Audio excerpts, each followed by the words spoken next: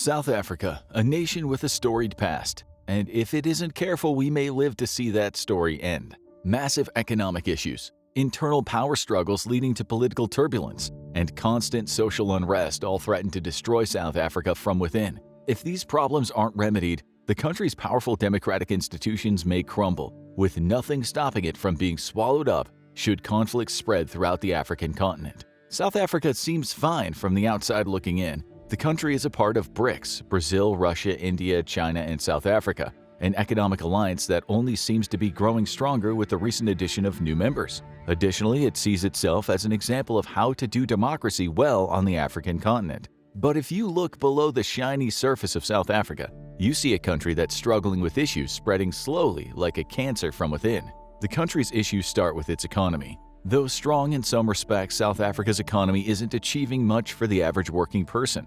Unemployment is rife, with the World Bank pointing out just how big the job crisis is in the country. The COVID-19 pandemic didn't help with that either. The country's shutdown led to unemployment rates reaching a record high of 35.3% in 2021. The problem is that things haven't gotten much better since the end of the shutdown. Unemployment is still high, only dropping slightly to 32.6% in the second quarter of 2023, meaning that about a third of South Africans are currently out of work. If we focus on the youngest people in the country, those aged between 15 and 24, the unemployment rate shoots up to 61%. That is a worrying figure, and it's indicative of a country that seems to have no plan for its youngest citizens. With that huge unemployment perhaps fueling the social unrest and violence that's plaguing the streets of South Africa to this day. There's a clear imbalance between South Africa's richest and poorest people here. You can see that even more clearly if you take a look at South Africa's Gini coefficient. This is a measurement of income inequality within a country,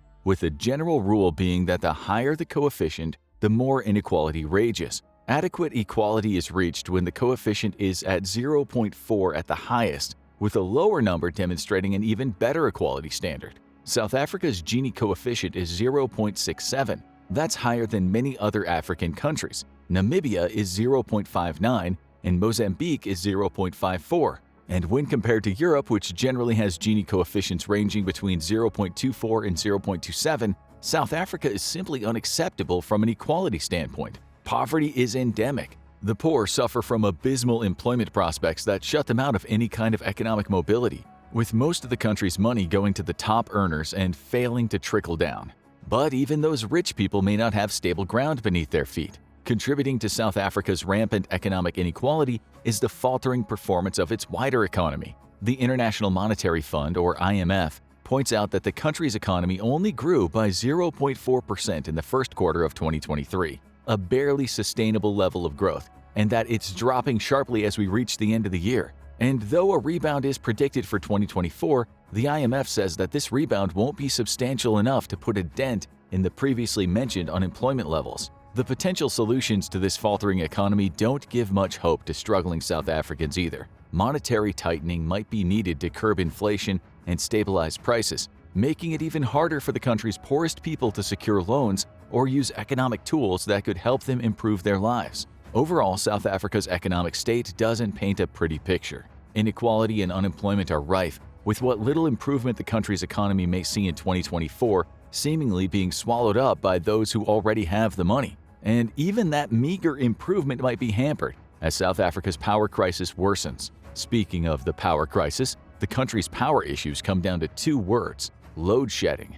According to a May 2023 report by the BBC, South Africa is on the verge of heading into winter under a cloud of rolling power cuts that may last for up to 16 hours a day. Those power cuts happen, at least on the surface, because power companies need to reduce the demands placed on their systems, hence load shedding the load created by high demand to keep the systems up and running. To take a closer look, though, you'll see tales of sabotage and corruption lying at the heart of South Africa's power problems. The same BBC report tells of a maintenance contractor who visited an aging power station in November 2022. He peered into an enormous rotating shaft before sliding his hand underneath. Seconds later, that hand emerged with a steel plug no larger than a coffee mug, and the man walked away. If he took a look back, he'd have seen the fruits of his sabotage: lubrication oil seeping out of the rotating shaft, causing the steel bearings to overheat and shut the turbine down.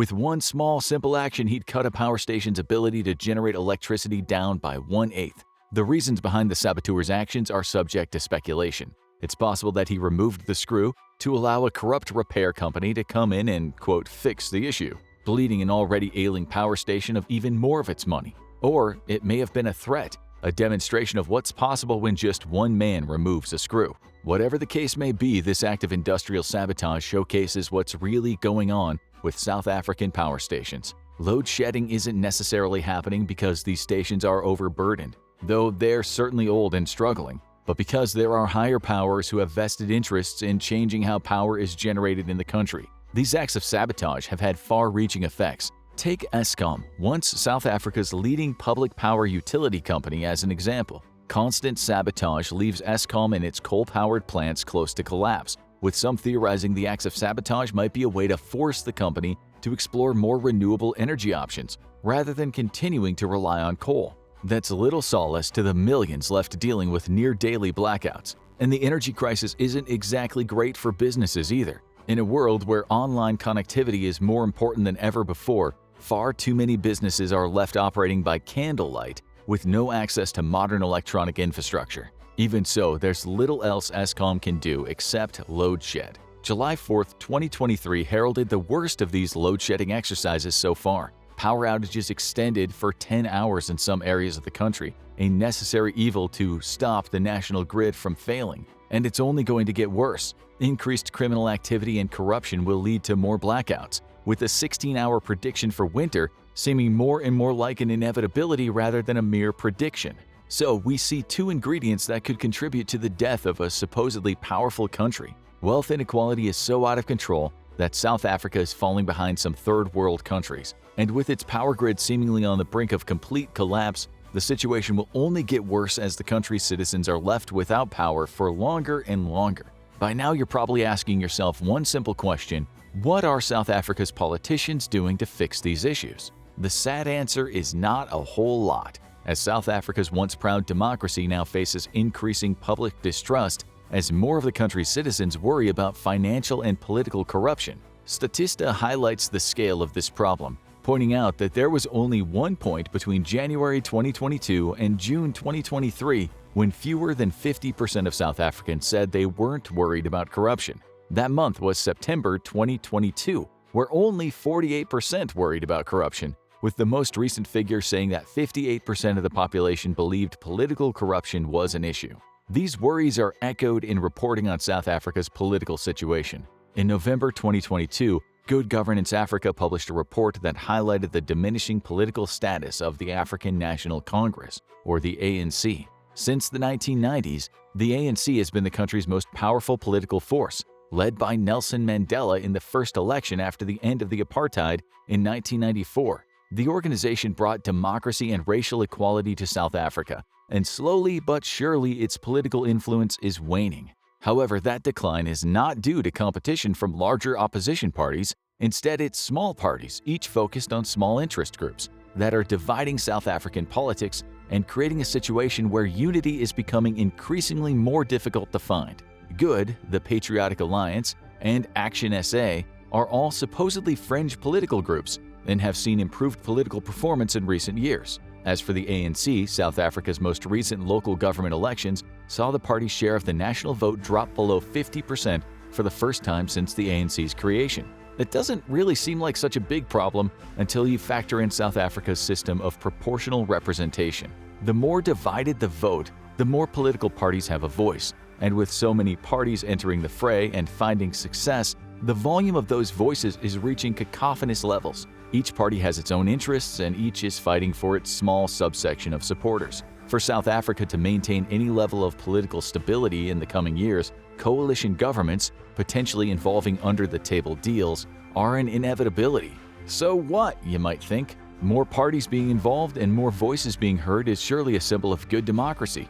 Normally that would be the case, but this continuous fracturing of political allegiances is set against a backdrop of enormous distrust in South Africa's political institutions. South Africans are unhappy about the economy. They're also distrustful of their government, no matter who leads it, because they've experienced a decade of rising poverty, poor policies, and increasing corruption. But there's more. The ANC's failure to secure at least 50% of the most recent local vote could be a sign of things to come, with the party likely to lose its majority power in South Africa during the country's 2024 national elections if no major changes are made. Looking beyond the unity aspect, that's also a problem for foreign investment into the country, as highlighted in an April 2023 article published by Bloomberg. The article quoted Investec, one of the world's largest national banking institutions, as saying the country's political climate hasn't been this unstable since the apartheid era. That is bad for foreign investment. Investec claims that potential investors may see risk in the ANC having to create a coalition government, risk that may lead to less money coming in. That is terrible news for a country that's already standing on shaky economic ground. South Africans don't trust their government anymore, and with so much political infighting taking place as different parties jockey for power, it seems improbable that a coalition of parties with different goals will be able to unite and focus on the inequality and power issues South Africa faces. But hey, at least South Africans have their health, right? Sadly, that isn't the case for many in the country. To understand why, we need to examine how South Africa's healthcare system works. First, the good. Every South African citizen has access to public healthcare, with that system being split into 3 tiers. The first of these tiers are primary care facilities, typically staffed by nurses, of which there are 2,000 providing basic assessments for patients. Next up are the district hospitals, where South Africans go if they need to see a doctor, have tests performed, or undergo minor medical procedures. Then there are the tertiary hospitals, the large institutions that handle major surgeries and specialist care. This healthcare structure is overseen by the National Revenue Fund, or NRF, which collects taxes and payments before distributing funds to federal and local municipalities. It sounds like a good system at face value, but as with so many things in South Africa, issues are lurking underneath the surface that are slowly contributing to its collapse. Those issues start with how the NRF distributes funds. Both the federal and local agencies have complete independence in terms of how they choose to distribute their funds. That wouldn't be a problem in most systems, but with corruption being so prevalent in other areas of South Africa, it's fair to say that some of these funds are probably not going to the institutions and the people who need them. In fact, we don't need to speculate. A 2016 report by the country's Center for Health Policy revealed that $2.4 billion of South African healthcare spending was classified as irregular between 2009 and 2013. The report even gave an example. A contract to deliver hospital beds was granted to a company that asked for twice as much money as any of the others who bid for the contract, despite the fact that the beds they produced were of inferior quality. Inevitably, one of these beds broke, and it broke while a patient was having a C-section, resulting in the birthing mother cracking her skull in the fall. Long and extremely unpleasant story short, not all the money the NRF is distributing is going where it needs to go. Next, turn your attention to the country's private medical sector. Even though private healthcare companies only service 15% of South Africa's population, those private companies routinely have more resources available than their public equivalents. We see this in the number of doctors working in each sector. According to the Columbia University Irving Medical Center, only 21% of the country's doctors work for NRF-funded hospitals. The rest, nearly 4 out of every 5, work in the private sector. Again, we see inequality running rampant. South Africa's elite not only have access to better facilities, but 4 doctors are serving the top 15% of patients for every 1 doctor working with the 85% of the population who use public healthcare. Budgetary issues have also become a huge problem. South Africa's Department of Health received a 60.1 billion rand budget, approximately $3.23 billion, for 2023 and 2024. That's significantly less than the 64.6 billion rand it received for the previous year, at a time when annual expenditure on healthcare services was projected to rise by 0.4%. So the country's public health services are underfunded, understaffed, and simply not fit to serve 85% of South Africa's population, or about 51.5 million people who need it. What are the results of this continually deficient healthcare service? More death and disease. In the decade ending in 2019, the number of South Africans suffering from diabetes rose by 257%. Reportedly, cardiac disease and cancer cases rose by 55% during that same period, with South Africa also having a major issue with infant mortality risk related to non-communicable diseases, which include cancer, diabetes, and cardiovascular disease. Thankfully, South Africa at least appears to be trying to fix the public health problem. The The country intends to introduce national health insurance available to all citizens equally in 2026. That insurance is intended to provide access to both public and private services, regardless of the patient's socioeconomic status, which could go some way to equalizing access to healthcare. But even that positive move may be too little too late when there are riots in the streets. On July 14, 2021, thousands of South Africans took to the streets to protest the imprisonment of former President Jacob Zuma. That imprisonment came after lengthy protests by South Africans on the other side of the political fence, which engulfed the country for years. But the 2021 protest was different. What started as a supposedly peaceful demonstration devolved into a riot. Stores were set alight, crowds engaged in looting, stampedes crushed people underfoot. In the end, the military had to be deployed to help the ailing police force. The riots left 72 people dead, hundreds more injured, and 1,234 arrested. The Zuma riots, as they came to be known, were indicative of a country on the edge of collapse. Never mind the fact that Zuma was arrested and imprisoned for the corruption that so many South Africans believe exists in their government. This protest was a chance to express their massive discontent with huge unemployment rates and the increasingly desperate conditions that South Africa's poorest face. They're also far from the only protests that have taken place in South Africa in recent years. In fact, the Zuma riots, as deadly as they were, are just a drop in South Africa's social unrest ocean. In May 2023, Verisk Maplecroft's research for its Civil Unrest Index showcased the scale of South Africa's issue with social unrest. It found that the failure of the ANC, led by current South African President Cyril Ramaphosa, to curb corruption and the country's economic woes led to 692 riot and protest incidents during the first quarter of 2023. 3 months and 692 riots and protests. That's approximately 7.5 per day, with the total being a massive increase on the 456 such incidents seen during the first quarter of 2022. And those incidents aren't showing any signs of slowing down. July 2023 saw hundreds of members of South Africa's largest labor union, the Congress of South African Trade Union, take to the streets to protest for more jobs, lower interest rates, and reform in the power sector. That is just one protest of hundreds. More will come, especially if nothing is done to overcome the issues we've highlighted so far in the video. The message is simple: South Africa is a country in turmoil. Power outages plague the country daily. Around a third of its population can't find gainful employment. The people don't trust its increasingly divided government, and its healthcare system is in shambles. Amidst this backdrop, it's no surprise that protests are so regular and that so many culminate in rioting and looting. The country's people are at the end of their collective tether. And yet, despite these near-catastrophic issues, South Africa isn't quite dead and buried. There are still little pinpricks of light at the end of the tunnel, starting with the very democratic institutions that are causing so many issues on the political front. Yes, corruption is rife in South Africa's political sphere. And yes, an increasingly fractured political landscape is paving the way for forced coalitions as so many marginal political groups see themselves gaining power amidst the ANC's downfall.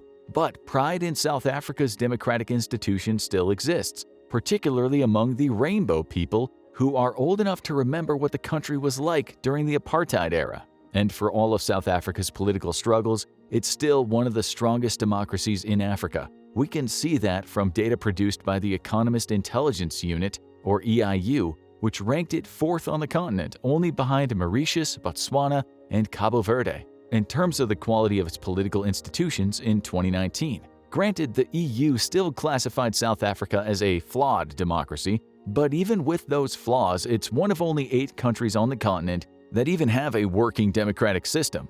The other 42 have either a hybrid between democracy and authoritarianism, or in the case of 25 African countries, are full-blown dictatorships. That's an achievement worth recognizing. For all of South Africa's political faults, it's still a leading democratic light in its continent. Though how long it'll last with the scale of social unrest in the country is yet to be seen. We may be seeing South Africa begin a slow slide toward authoritarianism, though it seems more likely that the country will at least maintain some parts of the democracy it fought so hard for. It's also worth considering some of the more positive movements in South Africa's economic sectors. There's no denying that wealth inequality and unemployment are major problems, and there are other economic pressures. Inflation is rising, hitting 5.4% in September 2023, though this is a problem being seen all over the world. Retail sales are down, Mining output has decreased and generally the economy is in rough shape.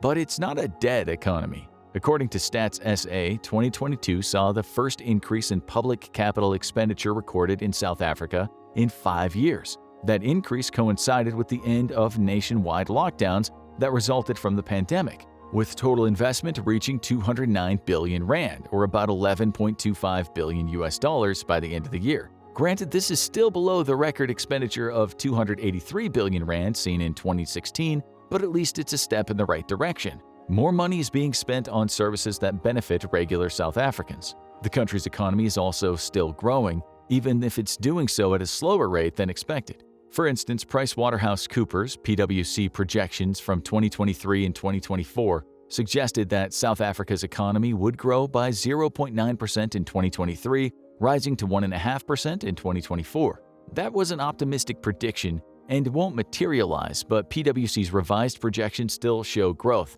only with the rates changing to 0.5% and 1.1%. That's better than some other economic powerhouses, including the UK, which PwC predicts will see a maximum of 0.6% growth in 2024, and may even see a constriction of 0.3%, depending on several economic factors. Perhaps South Africa's not doing as bad as we thought. We also can't underestimate the impact that being a BRICS member has on South Africa. This collective of powerful and emerging economies may have seen some turbulence in recent months. The addition of 6 new members hasn't helped there, but it's still a valuable group for its members. For South Africa, BRICS membership comes with definite upsides, both economically and in terms of its regional influence, in particular the expansion of its market access to countries like Iran and Saudi Arabia, 2 of the newest BRICS members, which could lead to more customers for South Africa's mining output. More foreign purchases may lead to the development or stimulation of the country's business sectors, making it a more competitive economic power on the global stage.